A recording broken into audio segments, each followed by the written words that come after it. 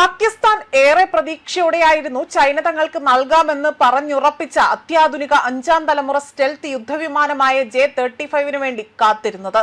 എന്നാൽ ഇപ്പോൾ ഒടുവിലായി പുറത്തുവരുന്ന വാർത്ത സൂചിപ്പിക്കുന്നത് പാകിസ്ഥാന് ഒരൽപ്പം പോലും സന്തോഷം തരുന്ന വാർത്തയല്ല എന്നതാണ്. എത്രയും വേഗം ലഭ്യമാകുമെന്ന് ഇവർ വിചാരിച്ചിരുന്ന J-35 അതിന്റെ വിതരണം അത് ചെയ്യുന്നതിൽ ഏറെ കാലതാമസം നേരിടേണ്ടി വരുമെന്ന ഒരു വാർത്തയാണിപ്പോൾ ചൈന തന്നെ വ്യക്തമാക്കിക്കൊണ്ട് പുറത്തുവിട്ടിരിക്കുന്നത്. താമസം നേരിടാൻ സാധ്യതയുണ്ടെന്നുള്ളത് മാത്രമാണ് ഇവിടെ നിലവിൽ വ്യക്തമാക്കിയിരിക്കുന്നത്. ഏകദേശം 2032 ശേഷം മാത്രമായിരിക്കും ഈ വിമാനങ്ങളുടെ കൈമാറ്റം ഉണ്ടാകുക എന്ന് ചൈനയുടെ വ്യക്തമായ ഒരു മുന്നറിയിപ്പാണ് നൽകിയിരിക്കുന്നത്. അത്രയും നാൾ പാകിസ്ഥാന് ഇവയ്ക്കായി തന്നെ കാത്തിരിക്കാൻ അല്ലെങ്കിൽ ഇത്തരത്തിൽ കാത്തിരിക്കണമെന്നതും ഇവിടെ എടുത്തു പറയുന്നു. വിമാനങ്ങൾ ഉടനെ തന്നെ നൽകില്ല എന്ന് ചൈന ഔദ്യോഗികമായാണ് പാകിസ്ഥാനെ അറിയിച്ചിരിക്കുന്നതായി തന്നെ റിപ്പോർട്ടുകൾ സൂചിപ്പിക്കുന്നത്.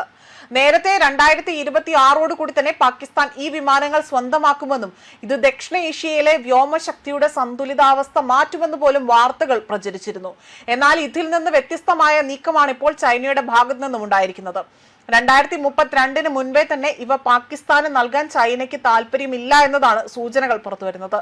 അമേരിക്കയുടെ F-35 യുദ്ധവിമാനങ്ങൾ അതിനെ വെല്ലുവിളിക്കാൻ ലക്ഷ്യമിട്ടുകൊണ്ടായിരുന്നു ചൈന ഇത്തരത്തിൽ J-35 യുദ്ധവിമാനം വികസിപ്പിച്ചെടുത്തത്. F-35 പോലെ തന്നെ ശത്രുക്കളുടെ റഡാറുകളെ അവരുടെ കണ്ണിൽ പോലും പെടാതെ തന്നെ പറക്കാൻ J-35 സാധിക്കുമെന്നതായിരുന്നു ചൈന സ്വയം അവകാശപ്പെട്ടതും. ചൈന സ്വന്തമായി തന്നെ അവിടെ വികസിപ്പിച്ച WS-19 എഞ്ചിനുകളാണ് ഇതിൽ ഉപയോഗിച്ചിരിക്കുന്നത്. ഇത് വിമാനത്തിന് കൂടുതൽ കരുത്തും വേഗതയും നൽകുന്നതായും റഡാറുകളെ വെട്ടിക്കാൻ സഹായിക്കുന്ന തരത്തിൽ എഞ്ചിൻ പ്രവർത്തിക്കുമ്പോൾ അവിടെ പുറത്തു വരുന്ന വാതകങ്ങളുടെ ചൂട് കുറയ്ക്കുവാനുള്ള സാങ്കേതിക വിദ്യയും ഇതിലുണ്ട് എന്നതാണ് പറയപ്പെടുന്നത്.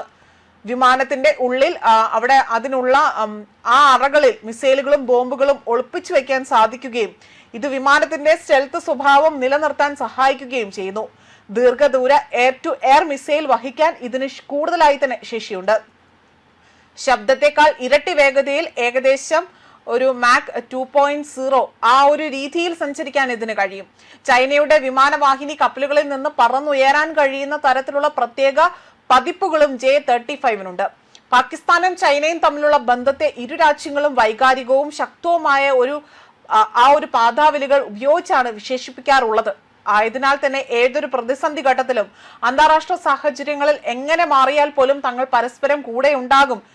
അത് ഇരു രാജ്യങ്ങളും എപ്പോഴും കൂടെ തന്നെ പറയാറുള്ള കാര്യമാണ്.